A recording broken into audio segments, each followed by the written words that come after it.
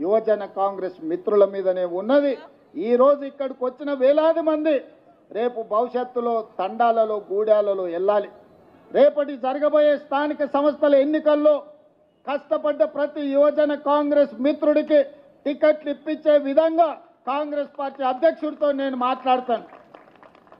ఆనాడు నేను అధ్యక్షుడిగా ఉన్నప్పుడు చెప్పిన ఫ్రంటల్ ఆర్గనైజేషన్స్ కానీ అనుబంధ విభాగాల అధ్యక్షులు తీసుకోమంటే చాలామంది అదేదో చిన్న చూపు చూసినట్టు మాకెందుకు ఈ పదవి అన్నట్టు కొంతమంది పక్కన పెట్టింది. నేను చెప్పిన ఈరోజు అనుబంధ విభాగాలు ఫ్రంటల్ ఆర్గనైజేషన్లు బాధ్యత తీసుకున్న వాళ్ళకి ప్రభుత్వంలో ప్రథమ స్థానం ఉంటుంది అని. అందుకే ప్రభుత్వం వచ్చిన వెంబడే ప్రతి అనుబంధ విభాగానికి వేదిక మీద ప్రీతంతో సహా చాలా మంది ఉన్నారు. 37 మంది అనుబంధ విభాగాల అధ్యక్షులకు కార్పొరేషన్ చైర్మన్లు ఇచ్చి కేబినెట్ హోదా ఇచ్చి పార్టీ కోసం పనిచేస్తే పార్టీ జెండా మోస్తే ప్రభుత్వంలో గుర్తింపు ఉంటుందని 37 కార్పొరేషన్ చైర్మన్ల పదవులు అనుబంధ విభాగాలకు ఇవ్వడం జరిగింది. అనుబంధ విభాగాలంటే ఒక చిన్న చూపని గతంలో అనుకున్నారు. ఇవాళ అనుబంధ విభాగం అది ఎస్సీ డిపార్ట్మెంట్ కావచ్చు, ఎస్టీ డిపార్ట్మెంట్ కావచ్చు, మహిళా డిపార్ట్మెంట్ కావచ్చు, లేకపోతే చిన్న చిన్న డిపార్ట్మెంట్స్ ఏది ఉన్నా సరే ఏదో ఒక డిపార్ట్మెంట్కు నాకు పదవి ఇవ్వమని పెద్ద పెద్ద నాయకులు ఈరోజు వస్తున్నారు.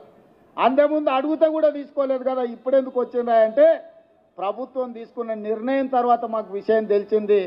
అనుబంధ విభాగాలకు అధ్యక్షులుగా ఉంటే కార్పొరేషన్ చైర్మన్లు అవ్వడానికి అవకాశం ఉంటుంది, ఎన్నికల్లో టిక్కెట్లు రావడానికి అవకాశం ఉంటుందని ఇప్పుడు అర్థమైంది. అందుకే మేము బాధ్యత తీసుకుంటామని ముందుకు వస్తున్నారు. అందుకే ఈరోజు జిల్లా అధ్యక్షులు కావచ్చు, నియోజకవర్గ స్థాయి అధ్యక్షులు కావచ్చు, పార్లమెంట్ స్థాయి యూత్ కాంగ్రెస్ అధ్యక్షులు కావచ్చు, రాష్ట్ర స్థాయిలో వివిధ హోదాలలో ఉన్న యువమిత్రులకు నా సూచన ఒక్కటే, కష్టపడితే తప్పకుండా ఫలితం ఉంటుంది. కష్టపడ్డోని కాపాడుకునే బాధ్యత కాంగ్రెస్ పార్టీ తీసుకుంటుంది. అధ్యక్షుడు మహేష్ కుమార్ గౌడ్ గారు తీసుకుంటారు, ముఖ్యమంత్రిగా నేను తీసుకుంటా. కష్టపడకుండా నాయకుల చుట్టూతో తిరుగుతాం, నాయకులకు ఫ్లెక్సీలు కడతాం, కనపడినప్పుడు దండం పెడతాం, దండలేస్తామని ఎవరైనా అనుకుంటే పదవులు మర్చిపోండి. మీరు దండం పెడితే నేను 2 సార్లు దండం పెడతా, కానీ పదవి మాత్రం ఇయ్య. ఎవరైతే సమస్యల మీద పార్టీ పక్షాన వీధి పోరాటాలు చేస్తారో, ప్రజా సమస్యల మీద ప్రజల దగ్గరికి వెళ్ళి అండగా నిలబడతారో వాళ్ళకే ఈ ప్రభుత్వంలో గుర్తింపు ఉంటుంది.